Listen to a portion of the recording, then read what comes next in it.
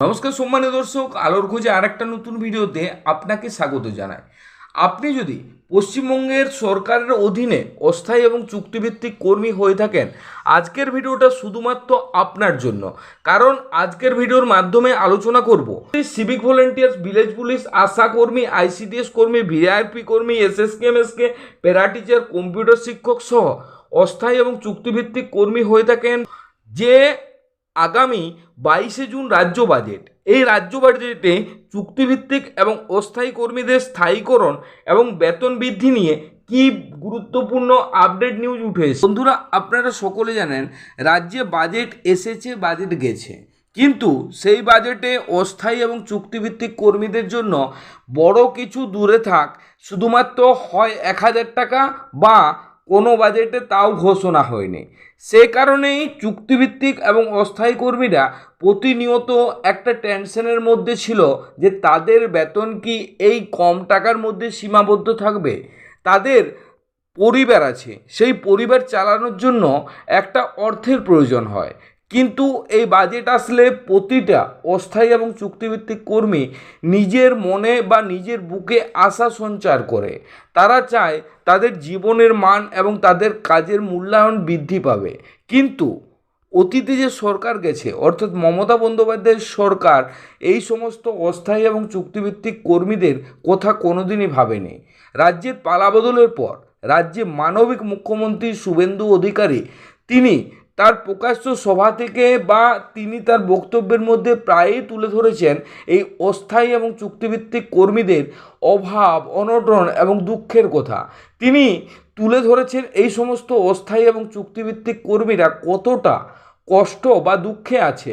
তাই প্রত্যেকটা অস্থায়ী এবং চুক্তিভিত্তিক কর্মীরা এই মানবিক মুখ্যমন্ত্রী শুভেন্দু অধিকারীর মুখ চেয়ে আছে যে তাদের জীবনের মান যদি উন্নতি হয় এই মানবিক মুখ্যমন্ত্রী শুভেন্দু অধিকারীর হাত ধরেই হতে পারে। রাজ্যে হাজার হাজার অস্থায়ী ও চুক্তিভিত্তিক কর্মীদের দীর্ঘদিনের বঞ্চনার অবসান কি এবার সত্যি হতে চলেছে? প্রশাসনিক মহলে সাম্প্রতিক তৎপরতা সেই দিকেই ইঙ্গিত করছে। অর্থাৎ প্রশাসনিক মহল এবার প্রচুর তৎপরতা দেখাচ্ছে।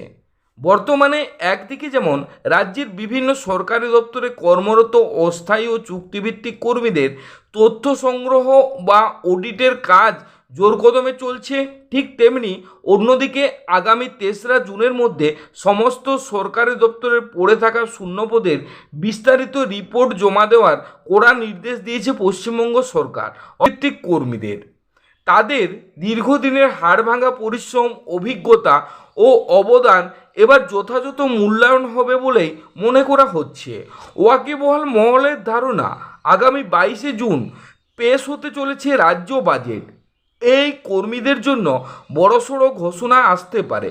অর্থাৎ আগামী 22 জুন যে রাজ্য বাজেট হতে চলেছে সেই রাজ্য বাজেটে ওয়াকিবহাল মনে করছেন এই কর্মীদের জন্য বড়সড় ঘোষণা আসতে পারে। স্থায়ীকরণ না হলেও অন্তত সম্মানজনক বেতন বৃদ্ধি, 60 বছর পর্যন্ত কাজের নিশ্চয়তা এবং অন্যান্য সরকারি সুযোগ সুবিধার খসড়া বাজেটে চূড়ান্ত সিলমোহর পড়তে পারে প্রবল আশায় বুক বাঁধছেন কর্মীরা।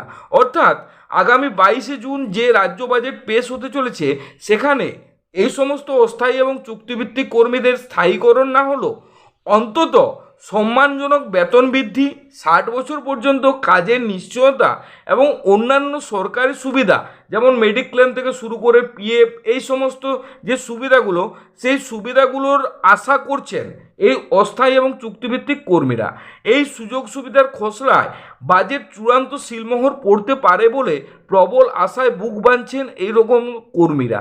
রাজ্যের সমস্ত অস্থায়ী কর্মীদের নজর 3রা জুনের রিপোর্টের পর 22 জুন মেগা বাজেটের দিকে। দীর্ঘদিন প্রতীক্ষা আর লড়াইয়ের পর অবশেষে কর্মীদের মুখে হাসি ফোটে কিনা সেটাই এখন দেখার বিষয়।